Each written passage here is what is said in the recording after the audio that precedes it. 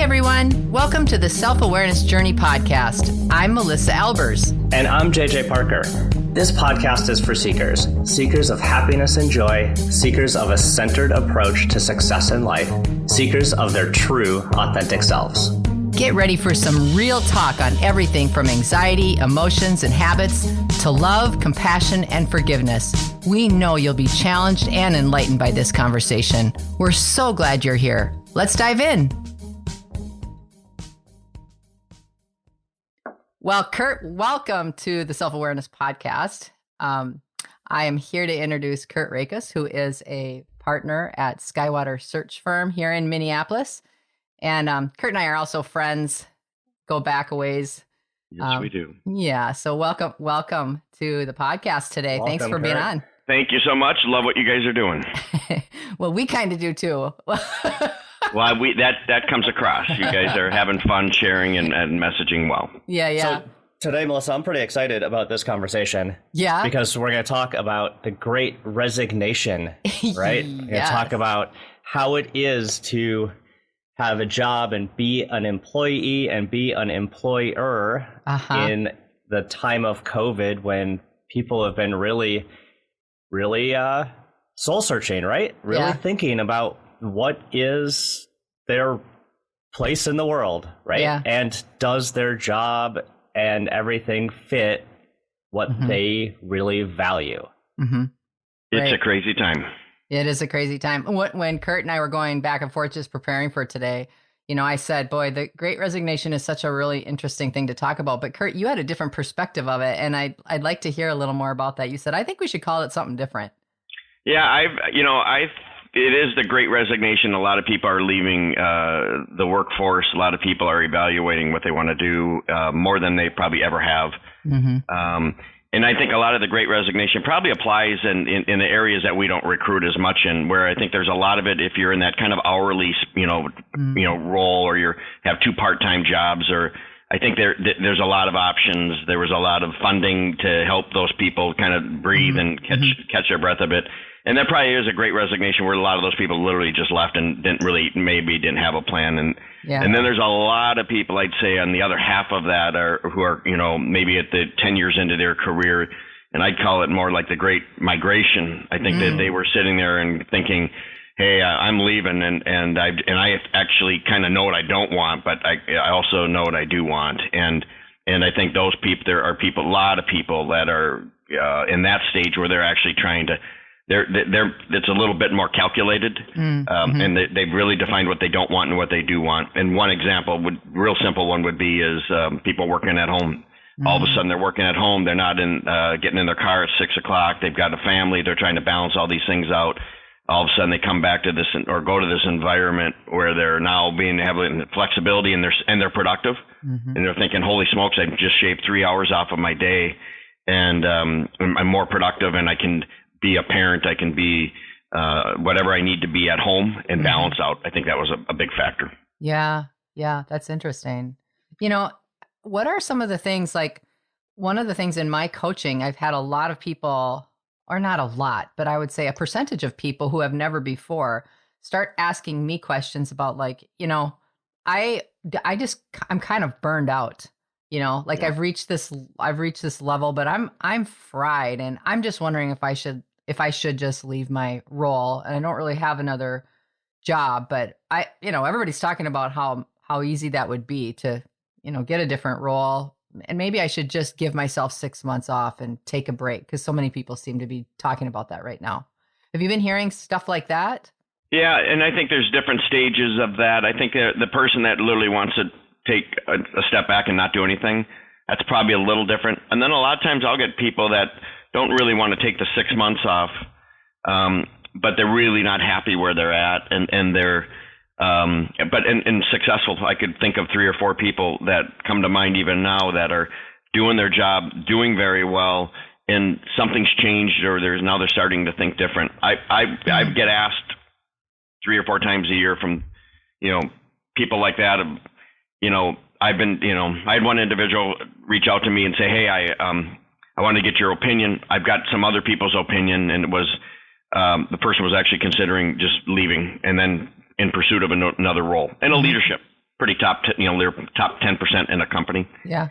And my advice was, I said, you can do what you want to do. I probably wouldn't do that. And I think that's, I think there's a few things. One is what you should do. First of all, if you think you're going to not be at a company and transition out, you still owe your employer the time and the effort. So, I'm not saying, quit, working at the company and get paid and go look for a job, but you can do both. There's search firms out there that can help you identify opportunities, and you can work within the network.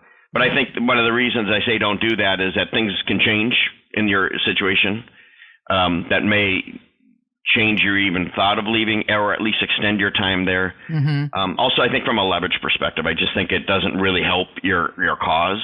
I think you can do both. And so, because I think you lose a lot of leverage when you do that. So it's not that that's the right way, but that's how I look at it. Yeah. Yeah. I see a lot of folks thinking like the grass is greener on the other side, right? Mm-hmm. A lot of that. And especially if you're kind of emotionally tired or been at a place for a long time, and you start thinking, wow, maybe it is better at that other company.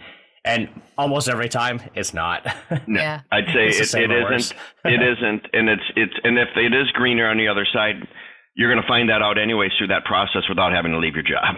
Yeah. But I do believe that's a big misnomer. If you're with a really good company in a very specific role, and your company's reputable, and your customers are the same, or whoever you're servicing, it isn't in most cases, unless it's specific to one person from a leadership perspective wise. But I'd say that's it is probably greener about 10% of the time, and the other 90% is probably not.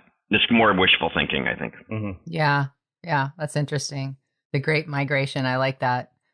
Is there anything else that you want to add to that before we switch gears? Because I want to move into other. Okay. Maybe just on the migration pieces, I think that just the difference is, I think the message or when you hear it on the news, when I hear the Great Resignation, it just sounds like everybody's quitting and nobody's doing anything. And that's why I think the Great Migration is more applicable to a lot of those people. They are leaving, and they know what they're looking for, or at least they know what they don't want. And I think that's where the Great Migration, where I watch it online, is like everybody's quitting, just sitting at home watching TV or something. And I don't think that's the case. I think there's maybe a segment of it, but that's where the migration part, they're going in a different direction. Mm. Yeah, just with that idea of the Great Migration, do you find, when we're talking about employees maybe looking for a company that maybe is, greener on the other side, right?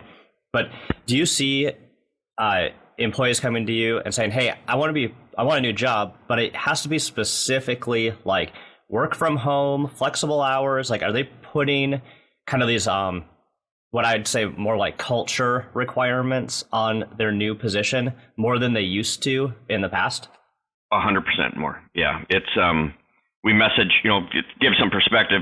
In 2021, we filled 500 roles. So that means we probably worked on 600 or 700 different projects, which means we probably interacted with 7 to 10 candidates per role. So we're talking to a lot of people. Yeah. It's a supply and demand thing right now. The demand is for talent, and it fluctuates. And so now if you reach out to somebody, one is they're being reached out to, if they're really talented, they're getting reached out by a lot of people. So to even, have a conversation, that you're getting many times a criteria. And one of them, I'd say the biggest criteria right now is this work from home. Mm-hmm. And that's more unique and different now than ever, only because everybody was forced to, not everybody, but and many were forced to go home. So now they have something they never had. Right. And now they're like, well, no, this is what I have. Or if they are thinking about leaving, they're leaving because now their company's asking them to start coming back. Yes. Yeah. And so, criteria. And it's, again, a supply demand, and then all the craziness that's gone on. I mean, whether it's the political situation, whether it's downtown Minneapolis, you want to be down there now.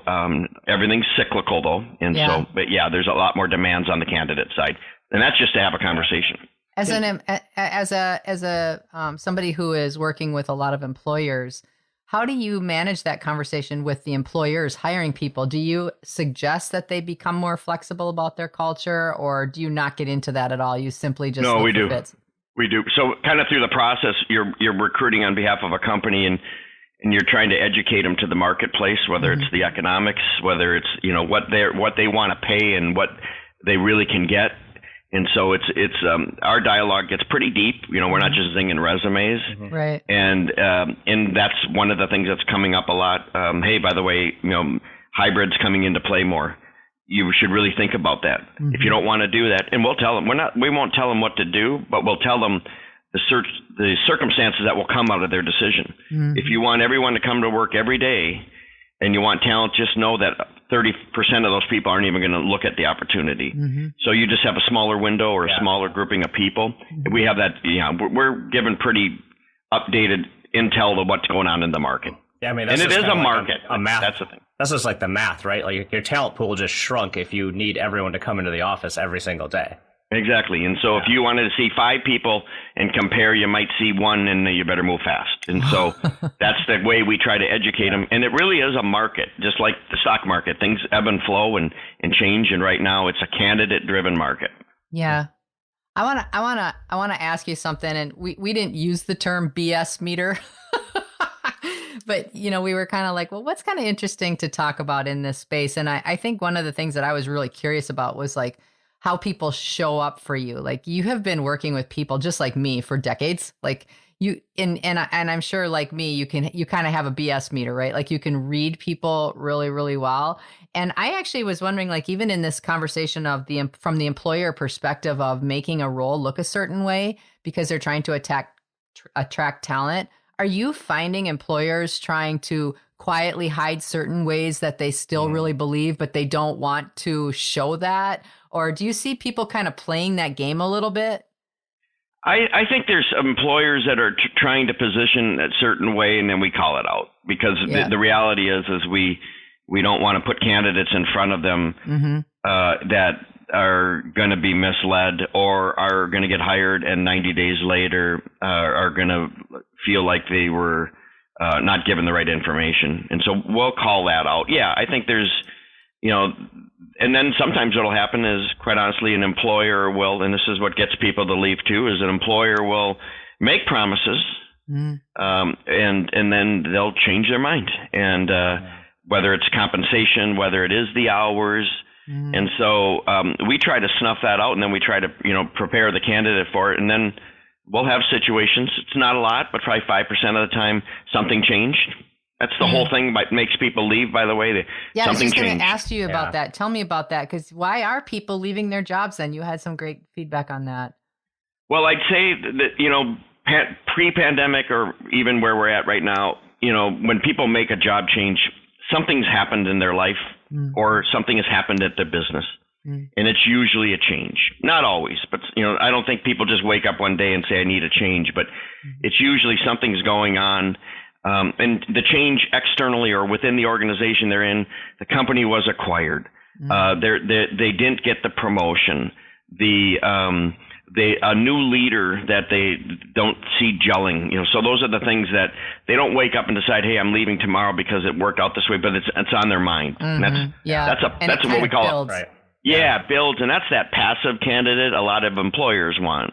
And then sometimes it can be personal. Sometimes it can be a tough situation at home.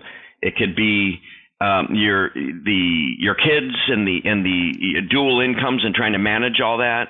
It can be the mom and dad that needs more time, or the grandparent or whatever. But it's something.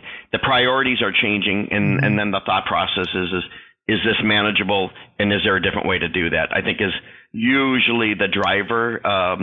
Something's changing, and it's got them thinking they might have to do something different. And it can be good too. Sometimes, significant other got a huge promotion, and the balance between two people working no longer makes sense. So many times it's good. It's not always bad. Right. Oh yeah, absolutely. And I think sometimes there is that general where somebody is just kind of generally bored or unhappy for a really, really long time. And so even when they wake up and sit up in bed in the middle of the night and say, I got to get out of this job, it's still not a knee-jerk reaction. It's been building for a long time, and they maybe just didn't admit it to themselves, or they didn't even actually have the awareness of how uncomfortable they were. So even in that situation, it's more of a long pull, right? Yep. And sometimes the change can happen without leaving the company. The change can that's be, interesting. Well, I'm working 5 days a week, and I can do this at home 2 days a week, and I need to balance this out. And we just had that happen here. And our controller, she's got 2 kids, and she can do much of her work there, and it made total sense on both sides. We didn't want to lose her, right? And we also wanted, she wanted that work-life balance, and it didn't affect her job. And so sometimes you can, if you're in that situation, you can talk to people, and maybe everybody can be happy or happier and still get the same results. Yeah. So it's like just having really strong communication back and forth, and being willing to do that, even if it's an uncomfortable conversation, right? I think there are a lot of people are really, really afraid of what they think the truth is. Yeah. And they may not even know what the truth is. So they just avoid conversation for a really long time and tell themselves stories about what it will actually be like. Yeah. Yeah. I had an employee that wanted, this was a very long time ago, shift to a work at home model. And that was, really new at the time. And she, when she asked me, she came up and said, I've been thinking about this for 2 months and I've been scared to ask you. And to me, I was like, yeah, I don't care. Go ahead. Like, this was like a non-event on my side. She had built it up to such a huge thing. Yeah, that's what people do. That's what people do. That's just so common. And well, think about that, though. So you as a leader are very approachable, or you think you are, and your answer was very quick. What if you're the leader that isn't?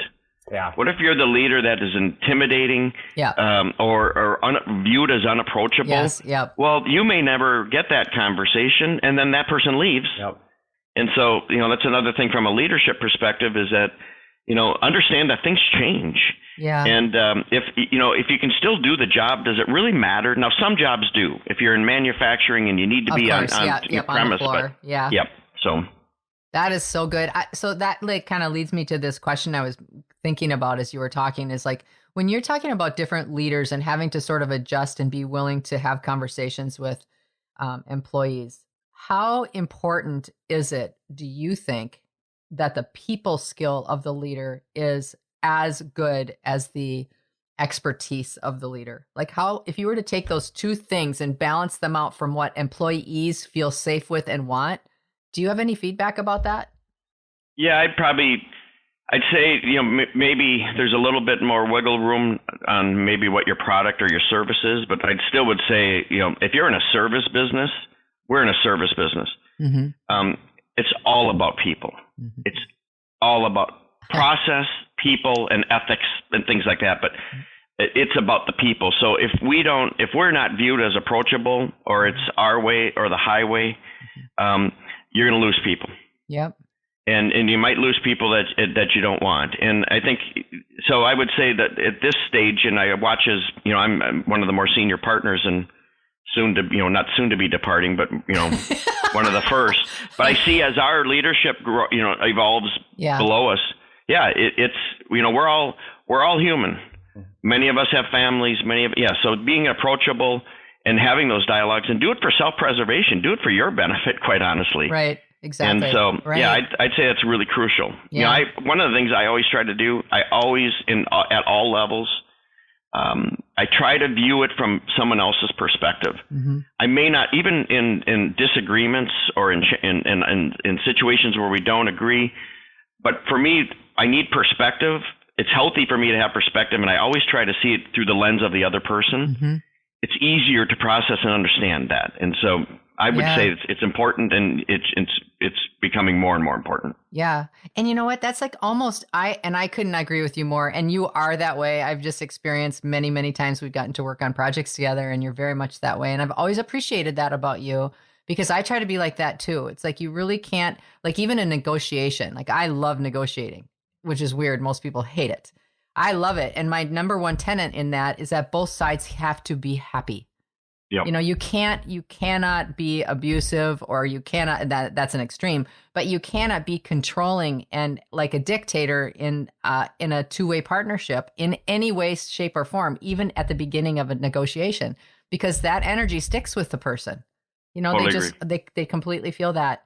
I think there's kind of a rub too, like herein lies the common rub, I think, in promotions and succession planning for organizations, like, especially if it's a highly analytical organization or a product or service that has a lot more technicalities. You end up having people that their expertise is also very much that way, more analytical, more technical. And as a result, often they have less people skill. And not because they don't want to, it's just not as much on their radar. So you get people that become highly skilled in their role, and all of a sudden a management job opens. And what happens? People say, oh, we'll just promote that guy or that woman into a leadership role because they've been such a strong single contributor. And then that person has no skill because they've never thought about it or never been trained about how to be interacting with people. I mean, I just think that's a common thing. And right now, even more so. That is so well, and there are common in certain our tech people industry. that are wired that way. Yeah. Yeah, I was just going to say, IT. It's not a criticism of IT people or engineers. No, it's not. It's just the way they're wired. Yes. And you're right. And so they're really good at what they do. They're very technical. But also those strengths that come about with, people that maybe don't have the personal skills as much, they can sit and grind out 8 hours in their cube and be extremely productive. And then you got people like me who love to talk to people, get distracted real easy and can talk to everybody, but I can't focus all the time on getting everything completed. So you're right. And that's a very common situation. You want to elevate people, but you also have to prepare them. Yes. Or else, in your world, you got to coach them to improve in those areas or to get better in those areas that they weren't really trained to do. Yeah.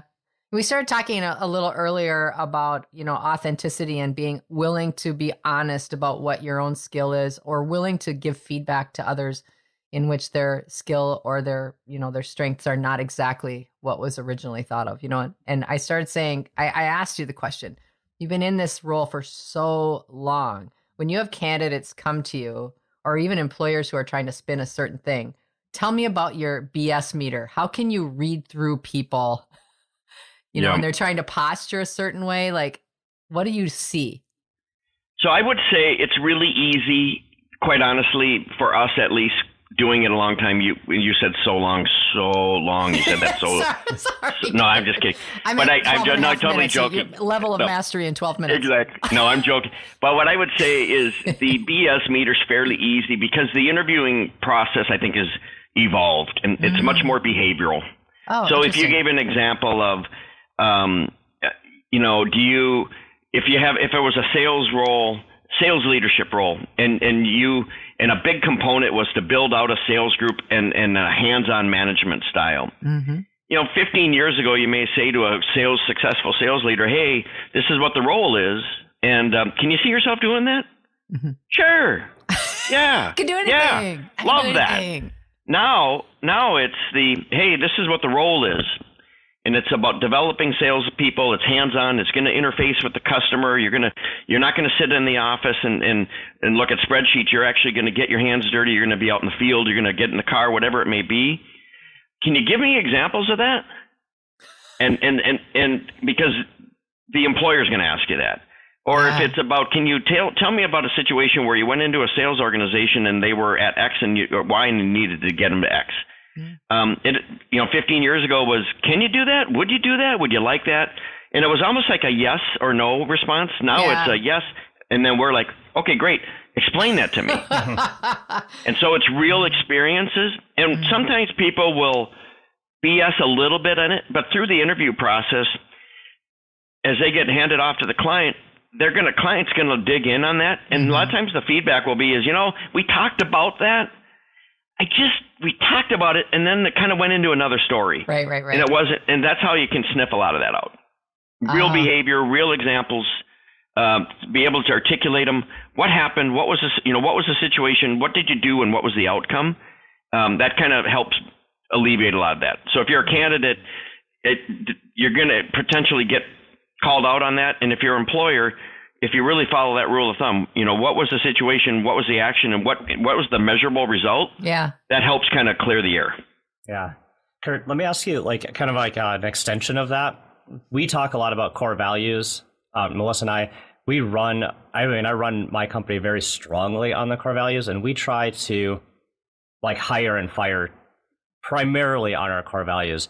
Do you work with employers and candidates to try to get a core values match between the two? Does this kind of beyond skill and experience? No, I think in our roles, and typically our roles are really mid to senior leadership roles. So that person's going to have a pretty big influence on the business, and it has to be aligned. and whether it's ethics, whether it's how you treat people, whether it's how you treat customers, it has to align, because we do the same thing. You can be a top producer in some companies, and many still, and what you've been able to get away with for 15 years, that's so great. You can get away, and that happens. I think more and more, but also that person that gets away with that has always been in the same role. They don't ever get elevated. You have to match them, because it's you as a business owner know it. It's even, that's kind of the thing is what we're talking about is what other companies are doing, but we're also running businesses. Yeah. We're trying to do the same thing we're trying to help our clients with. Yeah, exactly. This has been such an interesting conversation. Do you have JJ, did you have another question? I just like this topic. I was going to riff on this topic a little bit. Well, what I was wondering is, a lot of people will sort of say they have a particular core values, or when you ask them, for instance, one of our core values is continual improvement, right? And people are like, oh, no, I'm always trying to learn stuff. But kind of like what you said, how do you really get down to do they truly feel that in their gut, right? Is that really truly who they are, or are they just kind of faking it for a bit? And so my question to you is can you kind of tell when candidates are faking some of this stuff and not really not really being honest with themselves? With themselves. I think what they're doing is, well, that's the you dig into the details, right? And then are you talking about it, or are you articulating situations or examples of it?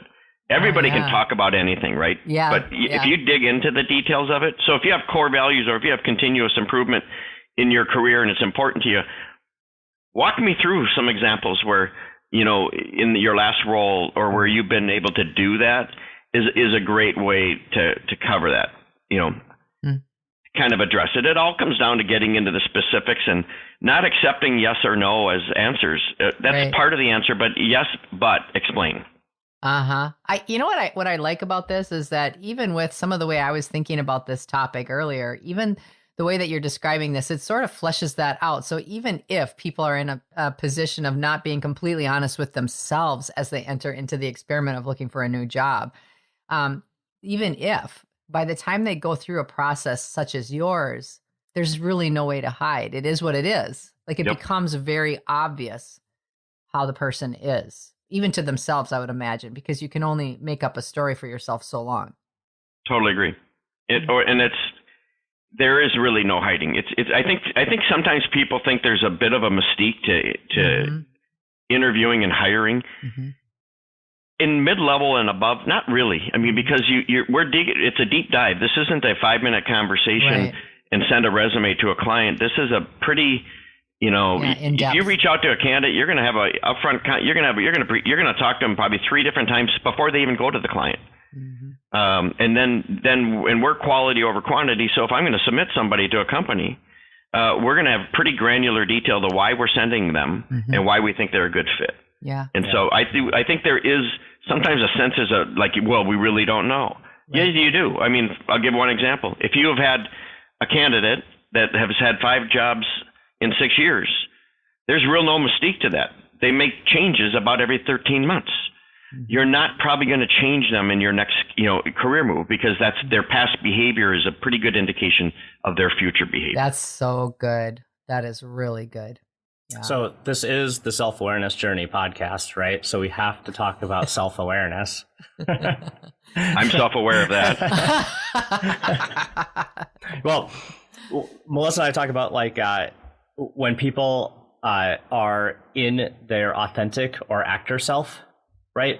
And when you're interacting with anybody, but especially when you're interacting with somebody who you want to give a good impression to, you can easily kind of flip into that actor self and kind of make yourself look just a little bit smarter, just a little bit calmer, just a little whatever you're trying to tune for. We sometimes say that our brain is our PR agent, right? So we're constantly trying to put this on, but can you tell when people are kind of moving into that that actor self where they're just putting on a little bit of a front, and then when they're moving back to like really their authentic, like this is just who they are self? I would say, and I totally agree, the interview process is like kind of dating or courting a little bit, and so I would say one way to kind of, a lot of employers will do, I don't know if I'll answer it in a different way with our clients, but maybe even internally what we do is, I think at the end of the process, there should be some, especially if it's a strategic hire, some form of interaction in a non-interviewing environment where everybody lets their guard down helps. And now you're meeting the person, because I think we all do that, right? We all do that. This call at 8:00, right? I was thinking about this yesterday. I was preparing. I wasn't just going to come in, right? And then, but over time you get a sense. So I think meeting people in a non-work environment, meeting the peers, I think helps. One of the things we do is when we hire is we pretty much say that if there's somebody we're really interested in, and it's for two reasons. One is they can talk to anybody they want in our organization. Anybody. Go to the website, pick who you want to talk to, and we don't even need to know what you talked about, but feel free to reach out to them. But a lot of times what we'll do is, for us internally, is we'll have some of our people meet with them, the individuals that we're looking at hiring, to get their sense of gauge. Does it fit, our values? Does it fit our culture? Yep. We're kind of a high performing culture that does things very ethical, but there's not everybody's a type A in here. But also they have to be ethical and do things. And so there's ways to kind of decipher that, because I think in a formal environment, we all prepare to some degree. It's just natural. Yeah. Oh, that's such a good answer. Kurt, is there anything that we haven't asked you about that you want us to before we come to an end of our great conversation?